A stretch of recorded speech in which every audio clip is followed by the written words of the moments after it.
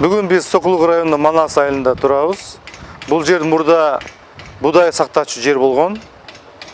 Корпорация Мариам бүгін жаңы өндүрүштүк имараттын курулушун баштап атат. Бұл жерде келечекте бут кийим чыгаруучу фабрика болот. Негизги бул фабриканын максаты чыккан продукцияны ЕАЭСтин базарына сатыш.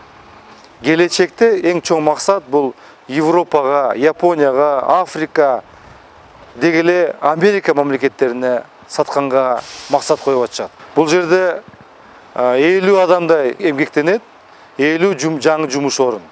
Ошол жаңы жумуш орун түзүлгөндө бул жерде эмгек акы алынат. Эмгек акы алгандан кийин өзүнүн үлөсүндө бюджети жакшынакай толуп, жакшы маанайда жашоо курушат да.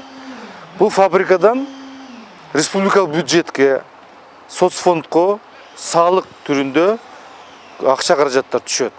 Биздин экономикага, негизи ВВПнын өсүшүнө, өндүрүштүн өсүшүнө, экспорттун өсүшүнө мына чоң салым келет. Бизде абдан мүмкүнчүлүктөр көп. Анткени 180 миллионубуз базарыбыз. Бир эле Кыргызстан эмес, бул ЕАЭС, Белоруссия, Казакстан, Россия, Армения, Кыргызстан 180 миллион базарыбыз бар. Ушу 180 миллион базарга чыгыш керекпиз. Эгерде жеңил өнөр жайды карасак, Россия эле жеңил өнөр жайдын суроо талабы 30 миллиард долларга жакын акча каражат жумшайт экен. Эгерде биз 1 миллиардка доллар жакын ошол жеңил өнөр жайдын продукциясын биз сунуштап берсек, 1 миллиард долларга жакын товар болот bizde. Ошого көңүл абдан жакшылап көрүш керек. Бүгүнкү күндө Кыргызстанда вообще негизи дүйнөлүк практикада мамлекет, өлкө, өкмөт ар дайым өндүрүштү колдойт. Өндүрүштү колдобосо экономика өспөйт. Экономика качан өсөт? Качан адамдын колунан жаңы продукция жаралганда ошондо экономика өсөт. Өкмөт тарабынан экспортко жана башка шарттарды түзүп бербесе, анда бул келечекте фабрикадагы жабылып калышы мүмкүн. Фабрика жабылып калса, анда жумуш орун жок болот.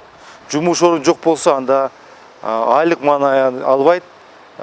Биздин иштеп аткан балдардын бюджети дагы азаят. Эмне болот? Миграция кетет. Миграция кеткенде үй бүлөсүндө бала чакасы калат. Бала чакасын ким багат? Ким тарбиялайт? Мына ушул жерде өтө чоң маселе. Ошон үчүн бүгүнкү биз ушул жамаатты куттуктайбыз. Бул корпорация Мариамды жамаатты куттуктайбыз.